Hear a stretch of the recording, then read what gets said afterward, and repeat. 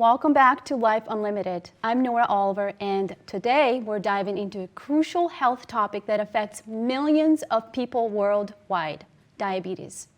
Whether you or a loved one have been diagnosed or you're just looking to take control of your health, understanding diabetes is the first step towards managing it effectively. Diabetes is a condition that impacts how your body processes sugar, and if left unmanaged, it can lead to serious health complications. But the good news is that the right knowledge, lifestyle changes, and support is possible to live a full and healthy life. Joining me today is an expert in the field, Kirsten Ward. She is a certified diabetes educator and registered exercise physiologist with the American College of Sports Medicine, dedicated to transforming the lives of those at risk for or living with diabetes. She began her career in diabetes management at the Joslin Clinic, a renewed Boston hospital specializing in outpatient care for individuals with diabetes.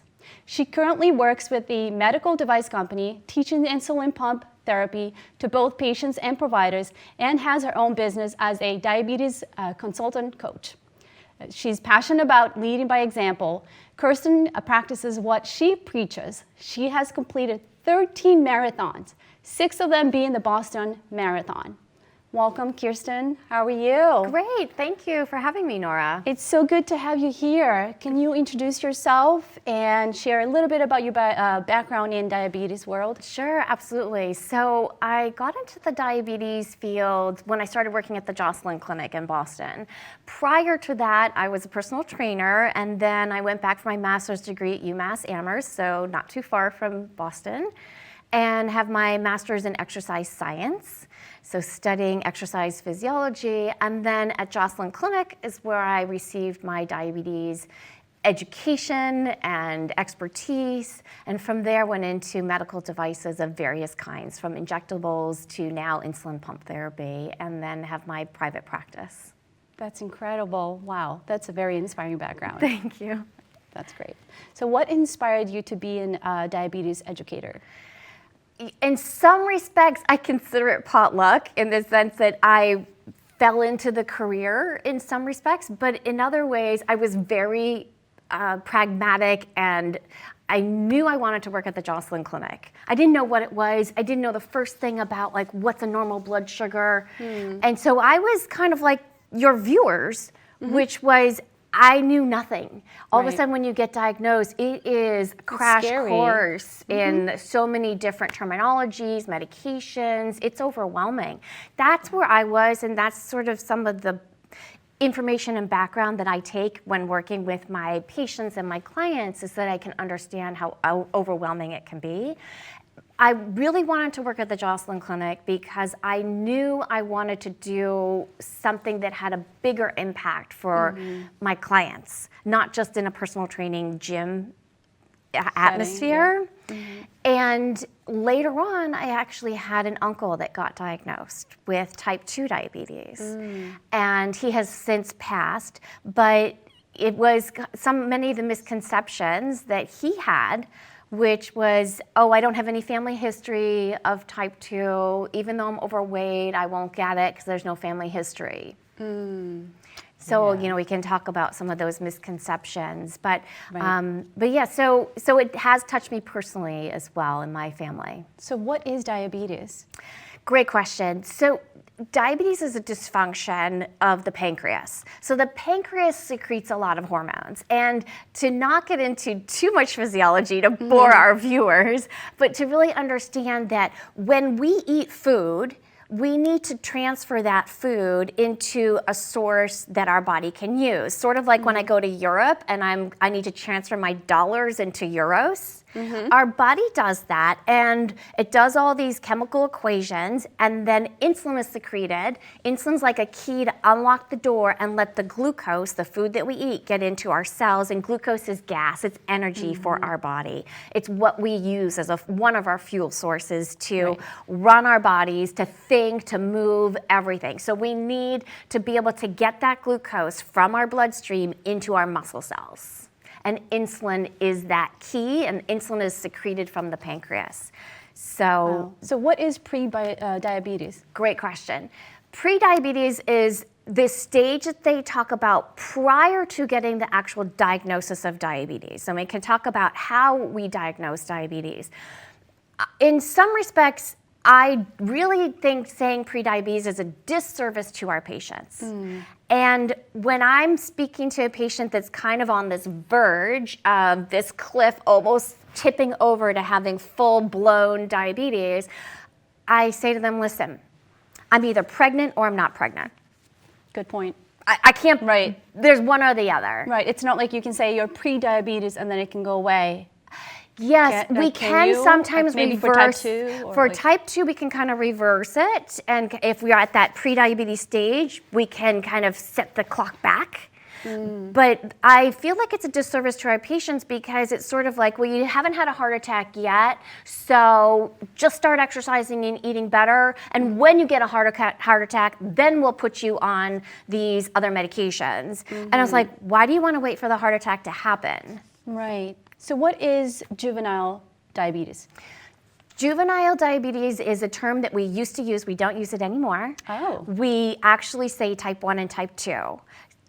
So again, you either have type 1 or type 2. They're different. Still talking about what diabetes is. Type 1 is an autoimmune dysfunction. It's a very quick onset where usually happens within about 30 to 60 days that you get diagnosed. Wow. Where the pancreas completely stops producing insulin. It's a massive destruction to the pancreas, which we call the beta cells that make insulin. They don't make insulin anymore. These people always need to be on insulin injections to live, to survive. And prior to 1920, when insulin was discovered, people died with type 1. They did not live. They lived very short lives.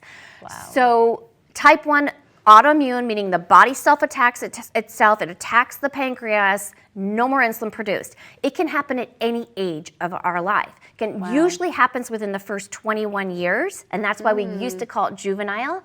But now we see 30-year-olds, 40, 50, 60-year-olds diagnosed with type 1. And so many of my patients were misdiagnosed as type 2 when they really had type 1 because they were older when they got the diagnosis.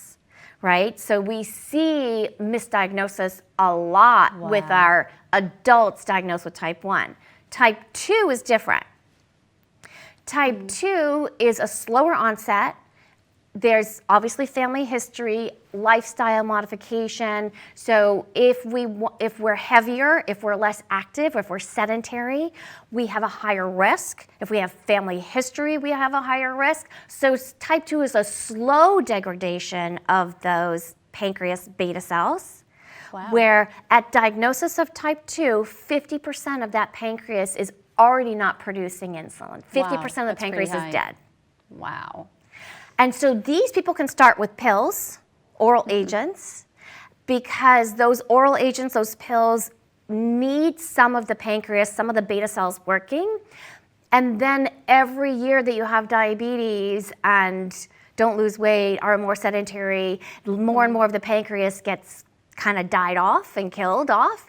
And then you have to go from pills or oral agents to injections. So you switch your therapy Oh, wow. More from serious. pills and you progress to needing injectable medications, maybe insulin. Wow. So what are some misconceptions of diabetes? One of the major misconceptions is that I change my type. So I start with type 2, I start with my pills, and then I go to need insulin, and now I've switched from type 2 to type 1. Nope, you always have type 1, type 2, and we also have other variants of diabetes, gestational, we have pancreatectomies that cause diabetes. So there's others, but type 1 and type 2 are the most common. 90% of the population has type 2. Wow. And you can be tested for all of them? You can, yes. So as far as how we diagnose and how we test, usually the doctor will do a fasting blood glucose test when you go in to do your general physical exams, which is why we want you to go to the doctor every year for your general wellness visits. Right. It's important. So they'll do the fasting, meaning they'll have you not eat in the morning, get a blood test, and they'll look and see what your blood sugar is in the morning. So just so the audience knows, we want to make sure that your fasting blood sugar is less than 100 when you wake up in the morning. You're good. If it's starting to creep up above 100, then you're starting to go into that pre-diabetes phase that we talk about. You're starting to have blood glucose issues. Wow. So type 1, type 2, type 1 autoimmune, type 2 lifestyle, sedentary behavior. Very different. Very different. It's a type 2 slow degradation of the beta cells. Think about type 2 as, if I'm a smaller woman, right, in terms of my body habitus, my size, if I weighed an extra 50, 100 pounds, my body needs to produce 100 extra pounds of insulin every day. Right. 24/7.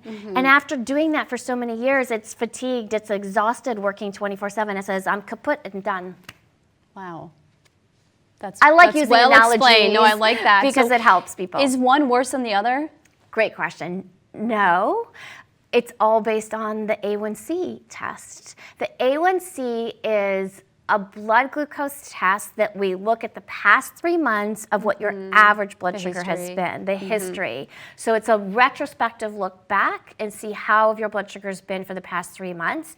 So if the A1C is up high, 10, 12%, it causes potential complications, blindness, neuropathies, meaning your hands and feet go numb, kidney issues. So all these different complications, people have amputations, they have sores that don't heal well. And that can happen one or Type two. 1 or 2, it's based on the Wow. A1C. So you can have somebody with type 1 diabetes, meaning they're on insulin 24/7, but their A1C, the goal is 7% or lower, or 6.5%, and that target is the goal, regardless of type 1 or type 2. So you can have somebody that's on insulin 24/7, and their A1C is great. They'll have less risk for complications, somebody type 2, an A1C of 10, 12%. So it's Wow. based on your blood glucose control, not based on your therapy, not based on your type. Wow. So that's one of the biggest misconceptions is between type 1 and type 2 and which one is worse. You don't switch from type 1 to type 2. You have that type for So it's not like you can get type 2 and then Switch a to- couple years you get type 1. Correct. You just change your therapy. You just change your medications that you need. Right. And you don't get like injections. I mean, you don't get to choose like which one. It's based on whatever it's prescribed, based on where you are when you're tested. So one of the things is that most people, I mean, the majority of people have type 2 and are on pills, and they go to see a primary care physician for their care. They don't go to an endocrinologist, which specializes in diabetes. Right. And part of the reason is because there's so few endocrinologists. It's hard to get an appointment. You Wow. could wait 6 months to get an Wow, appointment for that's an a long time. endocrinologist. And so there's more primary care that are just giving the oral agents.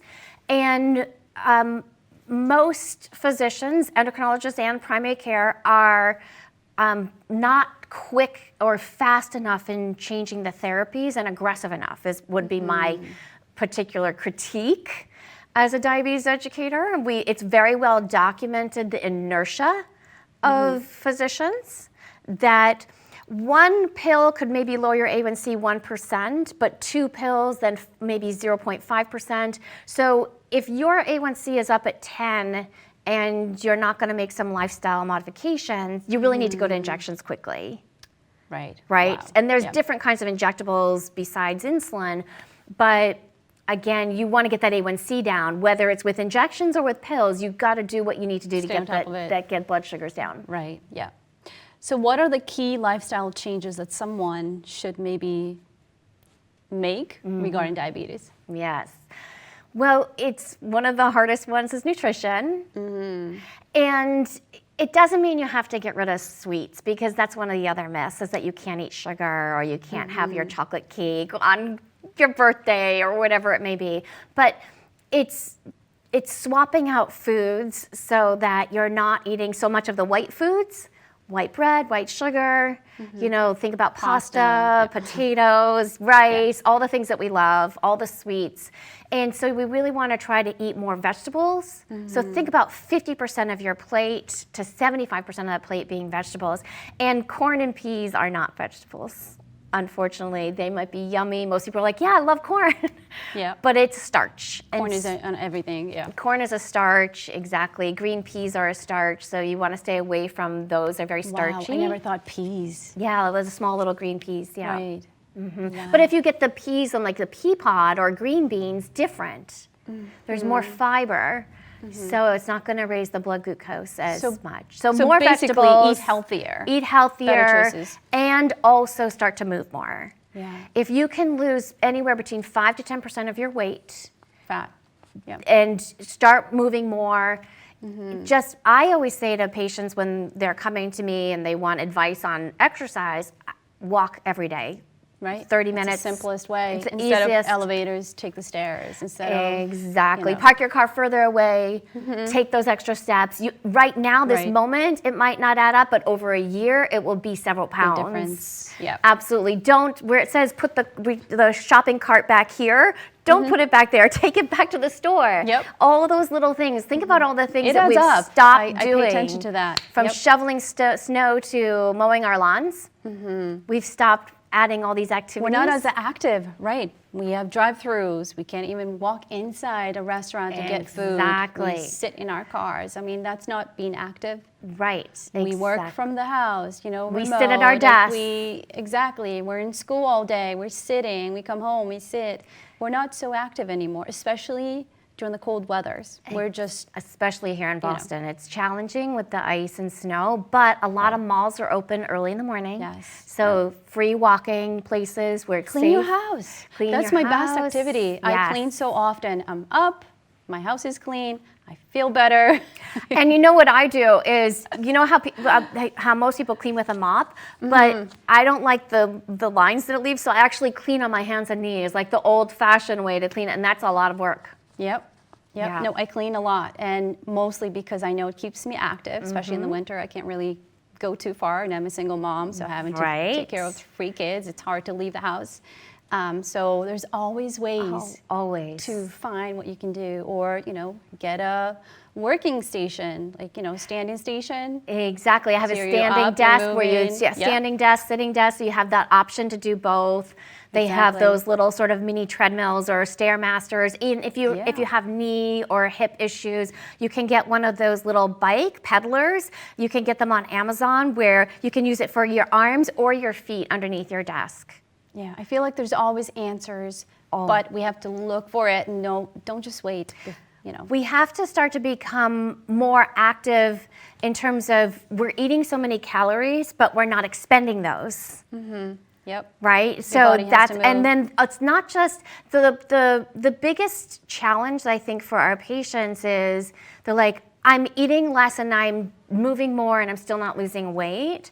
And so we used to always say move more, eat less. But the reality is it's also the types of foods and when we eat, because we're learning so much about the gut flora and how that plays a role in losing weight. It's so very important. I actually had someone here last week that we discussed nutrition. We talked about leaky gut and how important that is, right, Yes. to take care of your gut, eating healthy, right? Right. Choosing the right foods for yourself. Right. And we also talked about the quality of your water as well, because Right. these days, many people don't know where your water is coming from. And the How is it Woburn being water cleaned? isn't always the best. I gotta Exactly. say. I know. Yes, we've had some issues here Yeah. itself, right? You run into issues, and it takes a while to get it at a proper state level cleanliness. But there's always options, like we just said, with the food and the water. There's good quality. There's filters. Exactly. But many people don't think about the fact that most of our body is made of water. I think that It's says so a lot. important So to you could be hydrate. eating well, but you're just having crappy water. Exactly. And that affects you, right? There's lots of chemicals in that. Absolutely. And it So- also affects like how you think. If you're dehydrated, your brain absolutely. isn't working as well. So it's so important for the brain to be hydrated. Exactly. So what are some common challenges that people face in managing diabetes, and how can they overcome them? Well, I think part of the challenge is, not feeling like it's your fault.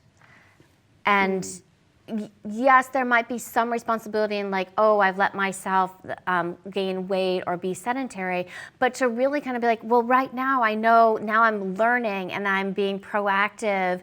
I've been working with some other of my clients that like, I just never had anybody explain this to me in a way that made sense. right? So like just, you said, there's not that many endocrinologists.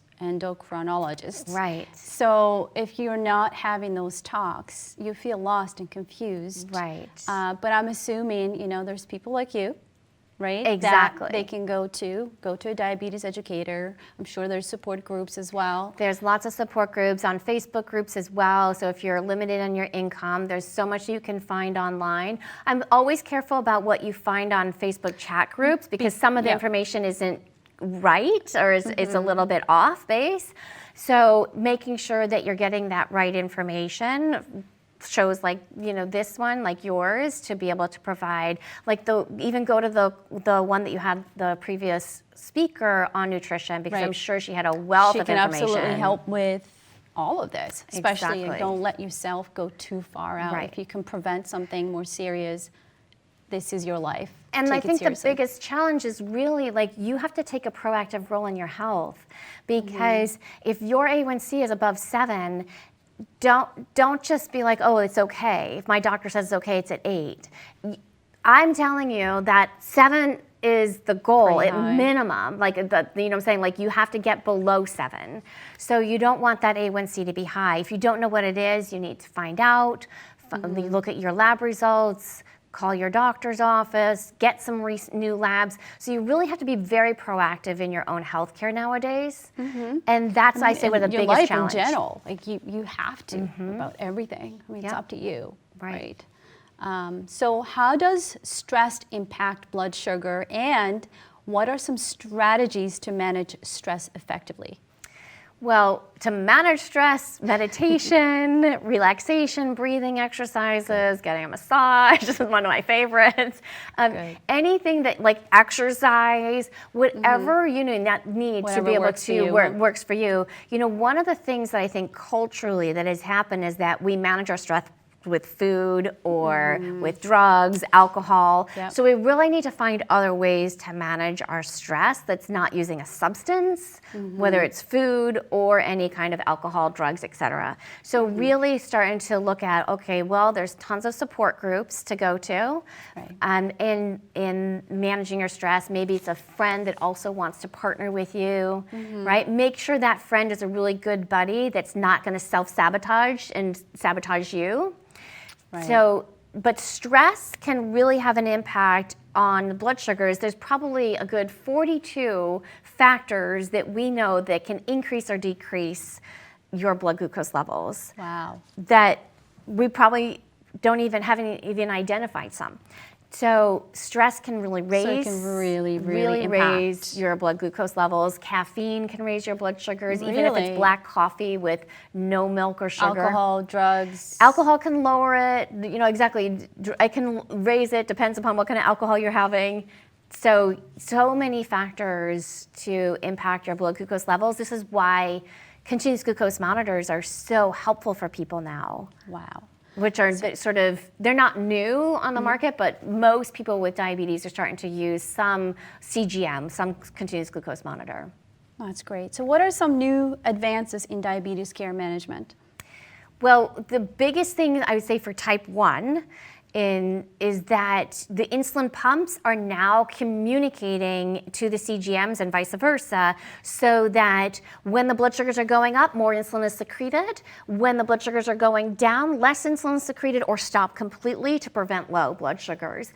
So there is actually every year new recommendations from the American Diabetes Association, and we have new guidelines as healthcare providers.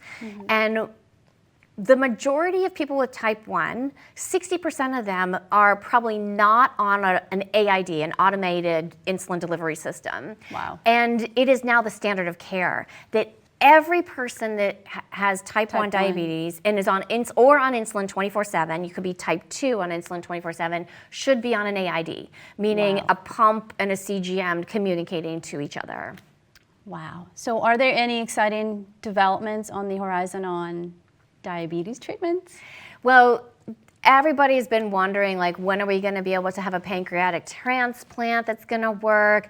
That hasn't really come to fruition. The pancreas is a very sort of flimsy organ, and I'm sure they're doing lots of research, but just nothing has come to fruition. Right now, what we've got are the AID systems.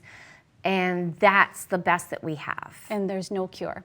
Right other than transplants. No, That and the transplants possibly. can stick or not stick or not work, and then you're on rejection meds for the rest of your life to get a transplant, right? Any transplant, you need rejection meds or anti-rejection meds.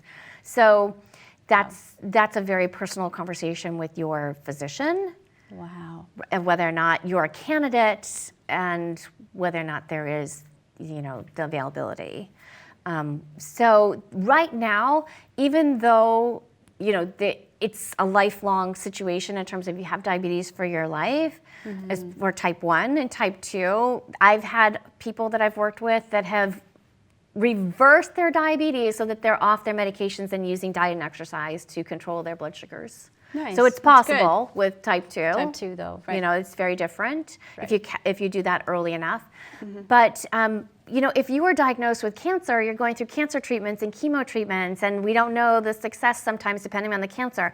We have the resources, we have the devices, we have the medical technology to help you manage your blood glucose levels so that no complications have to occur. Wow. I mean, that's good. That's good to know that there's help. There's Right. support with all the different products out there. Right. So where can people find reliable information to support and managing their diabetes? Well, American Diabetes Association is a great organization that has a lot of information there. You can also go to the CDC, Center for Disease Control has things as well. And then obviously you can look me up. You can always reach out to me. I have classes, whether people want to do in groups or private. It's dependent upon what works for them. That's awesome. That was going to be my next question. Where can people find you, or how can they reach out to you for your services? Yeah, so actually we've developed a website for this that's particular show. So it's Diabetes Coach Woburn. So people can go there. They can see my phone number. They can reach out to me that way, or just send a quick little email. Oh, that's awesome. And what's the name of the website, or what? It has, my website is Say Goodbye to Diabetes. Oh, that's my website, but then I have a specific URL for diabetescoachwoburn.com. Okay, they can get to it. Okay. Yep. That's awesome. That's great. How can friends and family best support each other for someone that's living, whether they're living with them or they have diabetes? Yeah, so it's very challenging as a family member not to be what we call the diabetes police, where you're like, you should do this, you can't eat sugar or whatever. And so it's really having a conversation with the person that has diabetes, and for everybody to be like, okay, this is the support I need. So you, the person that's living with diabetes, should really say, this is how I'd like to receive the information or feedback, or how I need support from you. So being clear on what is supportive versus what's not supportive. So educate your family. as well Educate as your yourself. family, like how do you like to receive feedback and information? And then for the family members, it's just to really be aware that, this is challenging. It's something that you're living with too. As a family member, you also are living with diabetes in a Right, sense. yeah. So you want to be supportive in everything that you can do, from nutrition to exercise, kind of follow the same sort of patterns, Right. I'd say, and be helpful that way. That's good. So can you show us what a pump looks like? I mean, what Yes. people are probably unsure of. Yeah, absolutely. So I work for the company Tandem Diabetes. This is, they have two different pumps. There's this one, and this pump is actually, it's in a little case. So you can see that it's pretty small.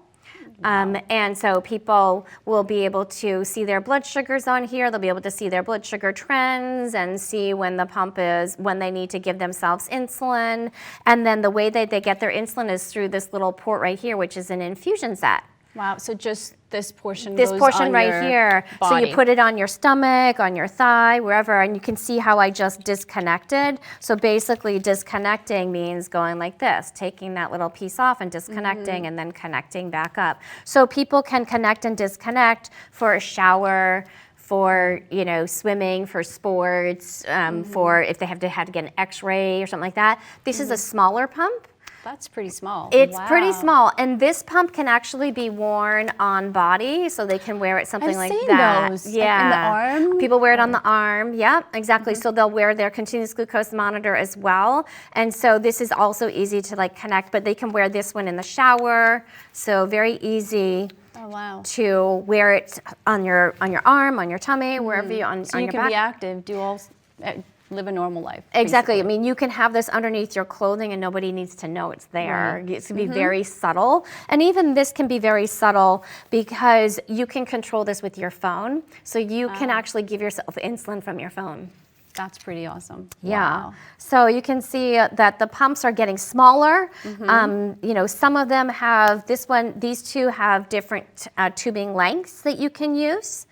But it's the technology that's amazing now. It's fascinating. Right. I think the control when you're high or low in blood sugar, that it can do that for you. So Yes. if you're sleeping, you know, you're You don't not have aware a- what's going exactly. on. So it's doing the work for you. Sleeping is the most precarious time. That's life-saving. It really is. It's like I say, this is your BFF, your best friend. Right. forever. Yep. You Yep. know, No, I it's can see saving that. your life every day. Absolutely. Yeah. So The it's type really 1, getting yeah. people to get over the hurdle of wearing something on their body. They don't want to feel like they're connected to something all the time. But honestly, this becomes like your limb. This becomes a part of you.